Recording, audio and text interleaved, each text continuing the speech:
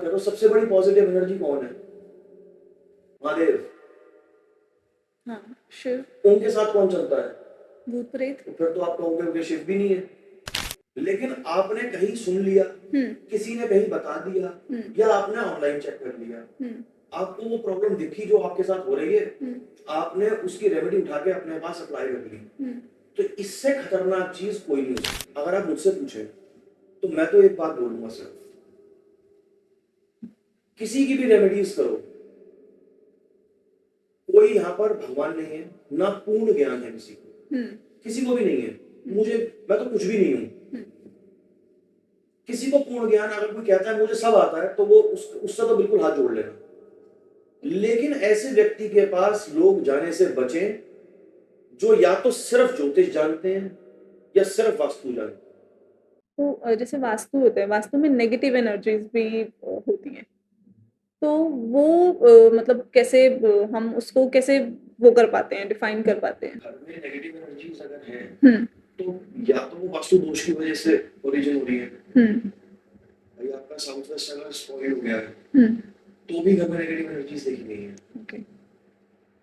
Negative energies का मतलब entities नहीं है।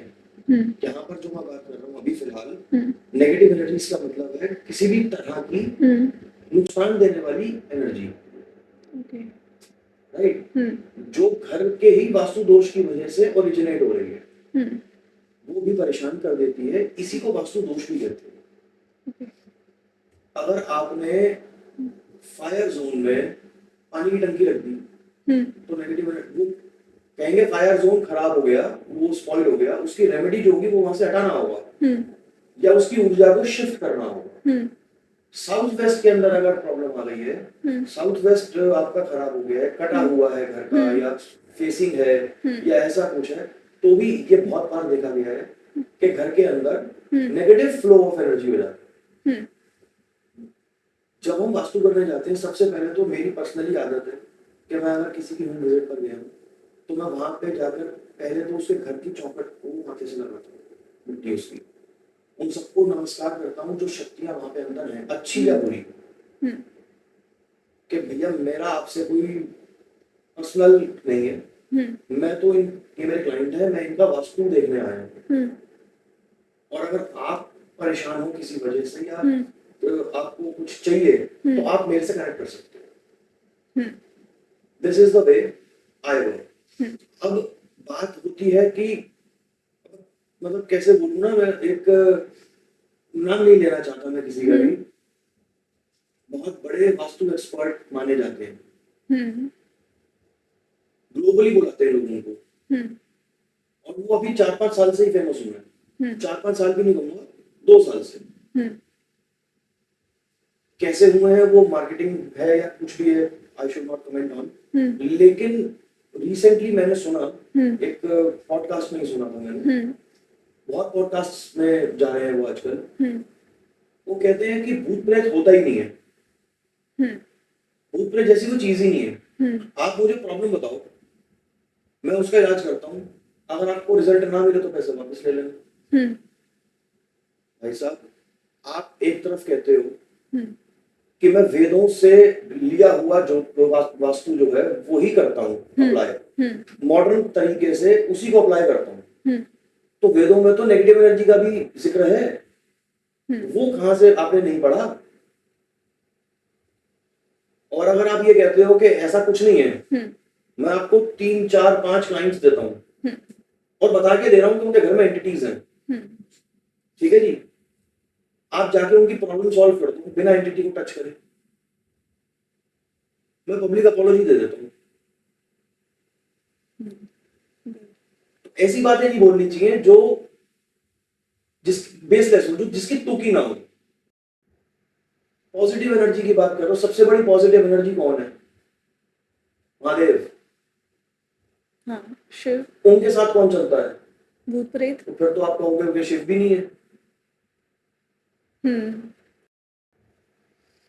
अगर भूत प्रेत असुर राक्षस इस तरह की नेगेटिव एनर्जीज नहीं थी, तो मां दुर्गा का रूप क्यों लिया पार्वती जी ने? मां काली क्यों बनी वो? तो सारी फिर तो एक कॉन्वर्सेशन ही बेसलेस हो गई। मुझे नहीं पता कि इस तरह की बातें क्यों बोली और क्या वो सचमुच में इसको बिलीव करते हैं या सिर्फ पॉडकास्ट पे आकर के बोल रहे हैं, बट दिस इज समथिंग, एक इंसान को ना थोड़ा दूर रहना चाहिए उस चीज से। अब कितनी बार ऐसा होता है कि वहां पर हम गए, किसी घर में गए और वहां जाकर हमें वहां पर कुछ चीजें फील हुई और हमने स्कैन किया तो पता चला कि भैया यहाँ तो हवा है, स्पिरिट है, अच्छा, ऐसा गुड स्पिरिट है, अच्छा, यहाँ पर गुड स्पिरिट है जो इस पूरी फैमिली को प्रोटेक्ट करती है। या तो वो गुड स्पिरिट उस जमीन से जुड़ी हुई होगी जो पहले से उस भूमि पर है, या वो उस घर के पितृ होंगे। अच्छा, उस घर के पितृ भी उसी घर के अंदर दिखाई देते हैं, कई बार आशीर्वाद देने के लिए आते हैं। तो पितृदोष क्या होता है फिर? पितृ दोष वो होता है मैम कि जब आपके पितृ आपसे रुष्ट हैं, आपसे खुश नहीं है। आप देखना कभी भी जिस व्यक्ति पर पितृदोष होगा, पहले तो वो कुंडली में दिखाई देगा, करेक्ट? वो कुंडली में क्यों दिखाई दे रहा है? या तो आपने पिछले जन्मों के अंदर, या मेजर रीजन जो होता है पितृदोष बच्चे की कुंडली में दिखने का, वो उसके माँ बाप होते हैं। कैसे? उन्होंने पितृदोष पितरों के लिए काम नहीं किया, उन्होंने पितरों को प्रसन्न नहीं रखा, तो पितृदोष संतान की कुंडली में आ गया। अच्छा, जिस घर में पितृदोष होगा वहां शादियां नहीं होंगी, वहां बच्चे नहीं होंगे। अगर दोष लग गया है और पूर्ण अपने फोर्स पर है, बच्चे नहीं होंगे, होंगे मिसकैरेज होते रहेंगे, बड़ी मुश्किलों से जाकर के कोई बच्चा होगा, काम नहीं चलेगा। 99 तक ले गए मेहनत करके, 100 होने वाला था, वापस 0 पे आ गए। बहुत लोगों को ये प्रॉब्लम होती है, क्या मेहनत करते हैं, दिमाग लगाते हैं, पैसा लगाते हैं, एक काम को लेकर करके प्रमाण चढ़ाने के लिए आगे तक लेके जाते हैं, लेकिन जब वो होने ही वाला होता है तो हम वापस आ जाते हैं, वो काम नहीं होता, बैक टू स्क्वायर वन, अब दोबारा शुरू करो। वो पितृदोष की वजह से होता है। ये बहुत मैं आपको क्या बताऊं कि ये जो रेमेडीज चल रही है ना पितृदोष की, हाँ, ये जितनी रेमेडीज चल रही है, इन रेमेडीज से किसी का पितृदोष ठीक हुआ है आज तक? अगर हुआ है तो इस पॉडकास्ट के कमेंट में प्लीज लिख के बताएं, मैं जानना चाहूंगा। मेरे लिए रिसर्च का मैटर है ये, क्योंकि मैंने अपने एक्सपीरियंस के अंदर आज तक एक भी इंसान से सुना तक नहीं कि ये रेमेडीज करके उसका पितृदोष ठीक हो गया। आपको कोई रेमेडी करने की जरूरत नहीं है। पता है, आपके अगर पितृ आपसे प्रसन्न नहीं है ना, तो आप कितनी भी पूजा कर लो, भगवान आपकी सुनेगा ही नहीं। अच्छा, क्योंकि पितृ जो होते हैं आपके घर के असली मालिक वो हैं। आपने चाहे जो मर्जी भक्ति कर ली, चाहे जो मर्जी आपने पूजा पाठ कर लिए, आपने कितना ही मान लिया किसी भी देवी देवता को, भगवान को, वो भी आपके घर में आने से पहले आपके पितरों की परमिशन लेंगे। अगर वही नाराज हैं तो बाहर से होकर के वापस चले जाएंगे, अंदर नहीं आएंगे। अच्छा, आपकी पूजा भी विफल है। तो सबसे पहले तो अपने पितरों को प्रसन्न रखना चाहिए, और पितरों को कोई, आप ये जो ये तिल चढ़ा दिए, ये अमावस्या पे जाकर के खीर का सामान पंडित जी को दिया, नहीं अगर नहीं कर सकते तो पैसे दे आओ। पंडित जी को पैसे देने से आपके पितृ ठीक कैसे होंगे, मुझे इतना समझाओ। पंडित जी को खीर दे करके वो कैसे ठीक हो जाएंगे? तर्पण करा आपने? नहीं करा। आज के टाइम पे तो पंडित को उनकी खुद की ऐसे प्रेफरेंस होती है ना। ऐसा जी, आप जैसे मेट्रो सिटीज है, अब यहाँ पर तो हर आदमी जल्दी में, हाँ, तो पंडितों को भी वही आदत है कि इसके पास टाइम होगा नहीं, हाँ, तो वो उसको पहली शॉर्टकट बताएगा। उसको तो अपने पेट भरने से भी तो मतलब है। अगर वो पूरी विधि विधान से कराने लग जाएगा तो उसके पास 2 या 3 लोग आएंगे करवाने, और जितनी देर में वो 2 लोगों का काम करवाएगा, उतनी देर में तो वो 25 का काम करवा रहा है। हाँ। तो इसमें गलती मैं उनकी भी नहीं कह रहा, किसी हद तक है, उनका धर्म है, कर्तव्य है कि वो बताएं, वो करवाए या ना करवाए वो उस सामने वाले पर है। लेकिन बताया भी नहीं जा रहा, ये इशू है। हाँ लेकिन एक तो ये जो जितनी भी ऑनलाइन रेमेडीज चल रही हैं इस टाइम तो बहुत पितृदोष को लेकर के, मैं सबसे ये कहना चाहूंगा, आप कोई रेमेडी मत करो, चाहे वो ऑनलाइन हो चाहे और किसी ने बताई हो। अगर आपको भरोसा है किसी एस्ट्रोलॉजर पे तो जरूर फॉलो उसी को करना, और किसी की सुनना मत, क्योंकि जिस डॉक्टर की दवाई लग जाए ना उसे छोड़ते नहीं है, और हर डॉक्टर की दवाई हर किसी को लगती नहीं है। लेकिन मैं आज आपको पितृदोष के ऐसी दो बातें बता रहा हूं, ऐसे दो उपाय बताऊंगा जो सबको लगेंगे अच्छा और करने चाहिए। पितरों की पूजा साल में 2 बार की जाती है। पहला, जो श्राद्ध पक्ष आता है, श्राद्ध पक्ष आता है ना सितंबर के महीने के आसपास, जो श्राद्ध होते हैं 16 हाँ। दिन के। एक तो जिस तिथि पर आपके पूर्वज पुण्यतिथि को प्राप्त हुए थे, डेथ हुई थी, वो डेट नहीं, वो तिथि। अच्छा जैसे चतुर्थी पे गए थे या अष्टमी पे गए अच्छा थे, ओके तो उस दिन कौन सी तिथि थी, उस तिथि पे श्राद्ध पक्ष में उनका श्राद्ध किया जाए। और श्राद्ध कैसे किया जाए, मंदिर में जाके थाली देके पैसे देके पैर छू के नहीं आना है, आपको न्योता दे करके पंडित जी को घर बुलाना है, घर में सात्विक भोजन बनाना है, उनको भोजन कराना है घर में बिठा के, और भोजन कराने से पहले वो आपसे तर्पण कराएंगे, उसका सामान बताएंगे आपको। आपको अपने पितरों को जल देना है, तर्पण करना है और पिंडदान करना है। एक बड़ा पिंड बनेगा, घर पे ही होता है पिंडदान? घर पे ही होता है। अच्छा उसके बाद वो पिंडदान करवा करके वो आपको गाय को खिला के आना है। वो पूरा इतना बड़ा जो पिंड बनेगा वो गाय को खिला कर आना है, क्योंकि माना गया है गाय में 33 कोटि देवी देवताओं का वास है। श्राद्ध पक्ष में ये कार्य करना है, और यही कार्य उस दिन करना है जिस महीने जिस तिथि पे वो गए थे।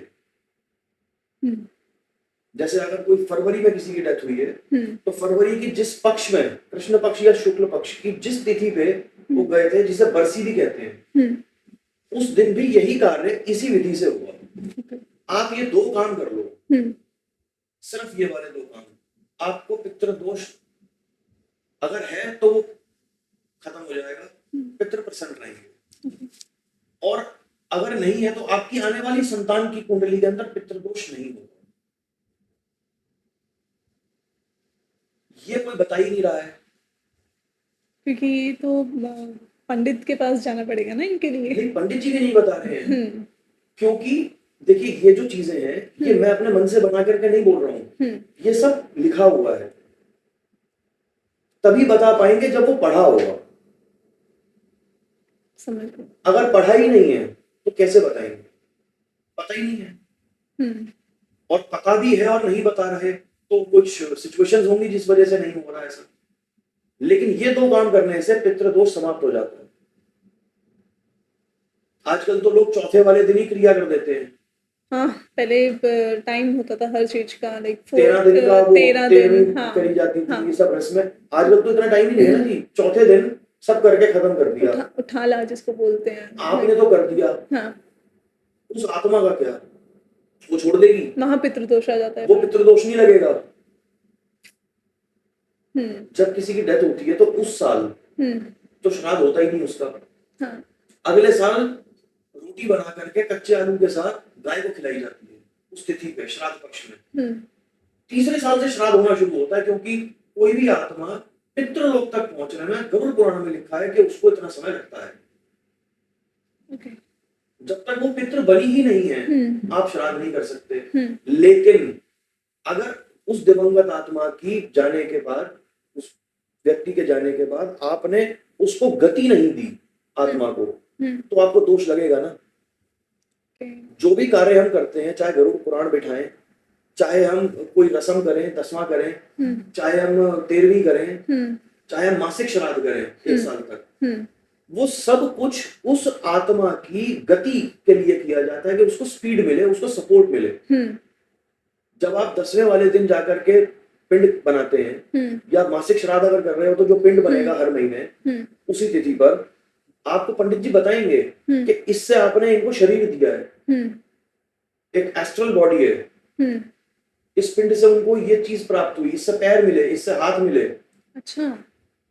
उस एस्ट्रल बॉडी को आपने मानसिक रूप से एक शरीर दिया जो उसे हेल्प करेगा आगे की यात्रा करने में, वैतरणी नदी पार करने में, 18 गांव पार करने में।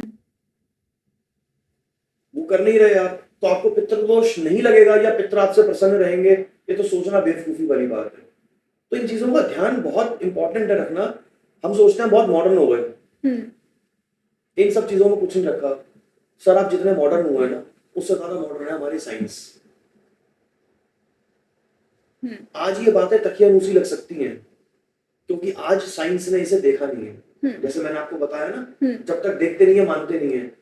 जिस दिन स्पिरिट ट्रैवलिंग साइंस ने देख ली, उस दिन फिर सारी बातें मानेंगे जो गरुड़ पुराण में लिखी हुई। हमने कब की लिखी हुई है, काफी टाइम। दुनिया कब मानेगी ये नहीं पता, लेकिन जो लोग मान ले वो ज्यादा अच्छा है। तो जैसे आजकल वास्तु में भी रेमेडीज बहुत लोग जैसे होते हैं ना कि कुछ भी बता दिया कि अगर आपको ये प्रॉब्लम है तो आप साउथ ईस्ट की तरफ पैर मत करो या नॉर्थ ईस्ट की तरफ बैठ के खाना खाओ, साउथ ईस्ट की तरफ अपनी फोटो लगा दो तुम्हें फेम मिल जाएगा, मनी लगा दो मनी मिल जाएगी। तो क्या ये मतलब चीजें रिलायबल हैं? मतलब आपको लगता है कि ऐसा करने से जेन्युइनली फेम और मनी मिल जाएगा? देखिए किसी का तुक्का लग जाए तो मैं कुछ कह नहीं सकता। ओके ठीक है। लेकिन अगर लॉजिकल रेमेडीज बताई जाए तो लॉजिकल रेमेडीज जनरल रेमेडीज से बहुत अलग होती है। जैसे मैंने आपको अभी पीछे थोड़ी देर पहले बताया कि जब तक कुंडली से अलाइन नहीं होगा वास्तु, तब तक रिजल्ट नहीं मिलेगा। कुछ जनरल बातें हैं वास्तु के अंदर जो सबको फॉलो करनी चाहिए, वो सबके लिए सेम रहती हैं। हम डिस्कस कर चुके हैं इस बारे में। अब ऑनलाइन बता रहा है कोई या घर पे आके बता रहा है, ये इसके ऊपर कमेंट करना वैसा ही है जैसे मैं किसी डॉक्टर के ऊपर कमेंट करता हूँ बिना उसे जाने। लेकिन मैं ये जरूर कहना चाहूंगा कि ऑनलाइन या बिना किसी की प्रॉपर स्टडी के, आपके घर की स्टडी किसी ने नहीं की, लेकिन आपने कहीं सुन लिया, किसी ने कहीं बता दिया, या आपने ऑनलाइन चेक कर लिया, आपको वो प्रॉब्लम दिखी जो आपके साथ हो रही है, आपने उसकी रेमेडी उठा के अपने पास अप्लाई कर ली, तो इससे खतरनाक चीज कोई नहीं हो सकती। वो नेगेटिव इम्पैक्ट भी दे सकती है। वो ज्यादातर इम्पैक्ट नेगेटिव ही देगी जी। कैसे? अभी जैसे मैंने आपको कहा था ना कि आपको किसी ने कह दिया वेस्ट में ब्लू लगा लो, चलो मैं उसी पे बात करता हूँ। आपको किसी ने कहा कि अपने घर के वेस्ट डायरेक्शन में आप ब्लू कलर की एनर्जी लगा लो, चाहे तो आप पर्दे लगा लो या फर्नीचर या पेंट करा दो ब्लू, बट वहां पे ब्लू कर दो। इसका मतलब क्या हुआ? इसका मतलब हुआ कि वो वहां पर सैटर्न की एनर्जी प्लेस करना है। ज्योतिष में वेस्ट डायरेक्शन इज 7th भाव। 7th house of your kundli is west. Again connect with jyotish, it is west. आपके वेस्ट में, आपकी कुंडली के वेस्ट में, मतलब आपके 7th हाउस में सपोज करो मंगल बैठा है या सूर्य बैठा है, करेक्ट? आपने वहां पर शनि प्लेस कर दिया अपने घर के अंदर, तो क्या होगा? क्या अच्छे रिजल्ट्स मिलेंगे आप मुझे ये बताओ। आप ये सब जानते हैं कि सूर्य शनि और शनि मंगल दोनों की आपस में नहीं बनती। मंगल और सूर्य में से कोई भी बैठा होगा तो क्या हो जाएगा? आप जो सोच रहे हो आप सोच भी नहीं सकते। आपने एक जनरल रेमेडी उठा ली। इसके आगे की बात बताता हूँ आपको मैं। एलिमेंट कौन सा होता है वेस्ट में? आकाश तत्व, स्पेस एलिमेंट। ऑलरेडी वेस्ट के अंदर आपका स्पेस एलिमेंट ठीक ठाक है, बालकनी है, विंडोज है, वहां पर एलिमेंट पहले ही स्पेस का काफी है। आपने शनि और बिठा दिया वहां पर, हालांकि वो दिशा शनि की है। ज्योतिष में 7वें घर के अंदर शनि दिग्बली माना जाता है, उसी का घर माना जाता है। लेकिन कुंडली में भी 7th हाउस शनि का ही होता है, शनि का ही माना जाता है। okay. उसका भी रीजन है, वो भी एक लॉजिक है। सूर्य के सामने नहीं आता शनि, सूर्य से उल्टा पीठ पे चलता है। तो वेस्ट में सूर्य अस्त हो रहा है, इसलिए वहां पर वो बली है। काल पुरुष की कुंडली में लगन मेष माना जाता है, काल पुरुष की कुंडली में, तो 7th हाउस पे 7 नंबर राशि आ गई, मतलब तुला राशि। हाँ, तो वेस्ट में कौन सी राशि हुई? तुला। तुला राशि के अंदर शनि उच्च के माने जाते हैं, क्योंकि सन वहां सेट हो गया। और ईस्ट में चला जाऊं अगर मैं कुंडली के, तो फर्स्ट हाउस, तुला पहली राशि कहीं पे भी मेष। मेष में शनि नीच के होते हैं, क्योंकि वहां सूर्य उदय हो रहा है। Okay, this is all science, this is all complete knowledge. इसके अंदर मन घड़ंत कोई भी बात नहीं हो सकती। ये जो साउथ में ये कर लिया, ये कर लो, उससे ये हो जाएगा। सर अभी जैसे मैं आपको बता रहा था, स्पेस एलिमेंट ही खराब हो गया आपके कुछ प्लेस करने से, तो आपको तो नहीं पता आपके घर के अंदर स्पेस एलिमेंट कम है या ज्यादा है। साउथ ईस्ट के अंदर रेड बल्ब लगा लो, आपके पास पैसा आना शुरू हो जाएगा।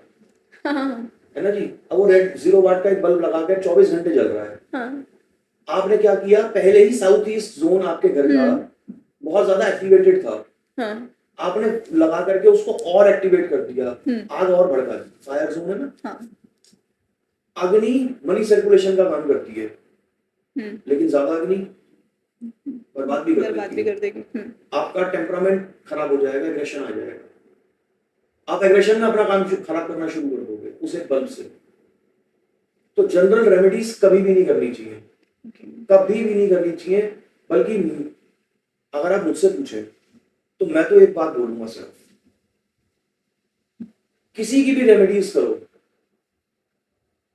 कोई यहाँ पर भगवान नहीं है, ना पूर्ण ज्ञान है किसी को भी नहीं है। मैं तो कुछ भी नहीं हूं। किसी को पूर्ण ज्ञान अगर कोई कहता है मुझे सब आता है, तो वो उससे तो बिल्कुल हाथ जोड़ लेना। लेकिन ऐसे व्यक्ति के पास लोग जाने से बचें जो या तो सिर्फ ज्योतिष जानते हैं या सिर्फ वास्तु जानते हैं। जो आदमी कहता है मैं तो वास्तु करता हूं, वास्तु से सारे इलाज हो जाएंगे, ज्योतिष मेरे को नहीं आती, उसके पास मत जाना। अधूरा ज्ञान बहुत विनाशकारी होता है। और जो सिर्फ ज्योतिष करता है और वास्तु का कुछ नहीं पता, उसके पास भी मत जाना। ऐसे ज्योतिषी, ऐसे वास्तुकारों से तो सावधान रहना चाहिए। वो तो हाफ मैंने आपको बताया, अभी मैंने कितनी बार उसको रिलेट किया दोनों चीजों को। एवरी पॉइंट्स लाइक एवरी अब अगर मुझे ज्योतिष नहीं आती है, मैं वास्तु कर रहा हूँ, तो मैं ये पॉइंट्स टच ही नहीं कर पाऊंगा।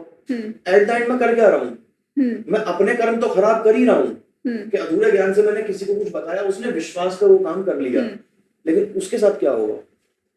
Exactly, you are right. ऐसा नहीं करना चाहिए। मुझे लगता है कि इस पॉडकास्ट के थ्रू लोगों का कुछ भ्रम तो बहुत ही टूटेगा, क्योंकि इनफैक्ट मेरे को भी नहीं लगता था कि एस्ट्रोलॉजी और वास्तु लाइक कनेक्टेड है। मुझे ऐसा लगता था कि ये ठीक है, एस्ट्रोलॉजी अलग है एंड वास्तु अलग है। मतलब हमेशा हम लोग जैसे घरों में एस्ट्रोलॉजी के लिए अलग जगह जाया जाता है, वास्तु के लिए अलग जगह जाया जाता है, बट हाँ अभी लाइक सभी लोग इस चीज़ को कनेक्ट करेंगे। और व्यूवर्स के लिए लाइक आपको कोई मैसेज, और अगर आपको छोड़ना है, आपको कोई ऐसा मैसेज जो जेन्युइनली लाइक वास्तु के लिए एक बेसिक जो नॉलेज आपको लगता है कि एक होनी चाहिए, आप वो बता दो। अगर आपके घर में नॉर्थ ईस्ट खराब है, आपने नॉर्थ ईस्ट में टॉयलेट बनाया है, स्टेयर्स हैं, स्टोर रूम है, ऐसा कुछ भी अगर है, तो या तो उस घर को चेंज कर लें या उसे तोड़वा करके उसे ठीक करवा लीजिए, क्योंकि नॉर्थ ईस्ट की रेमेडी नहीं होती। और सबसे बड़ी मेरा सजेशन यही है अपने सारे व्यूअर्स को, कभी भी किसी के भी कहने से नॉर्थ ईस्ट की रेमेडी मत करना। एग्जैक्टली। वास्तु पुरुष का सिर मत काटना, एनर्जी फ्लो ही खत्म हो जाएगा।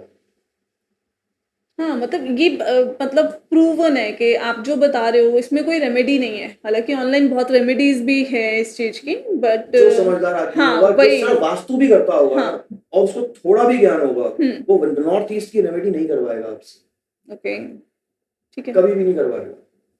सो ठीक है, तो आप सबको इतना तो नॉलेज आज मिल चुका होगा कि next like let's wait for next podcast. मुझे अब प्रॉपर लाइक इसमें डेप्थ में जाना है आपके, कि मुझे एक बारी प्रॉपर डेप्थ जानना है वास्तु का। तो नेक्स्ट पॉडकास्ट हम प्रॉपर लाइक डेप्थ में करेंगे इसका, वास्तु का स्पेशली। ठीक है, थैंक यू।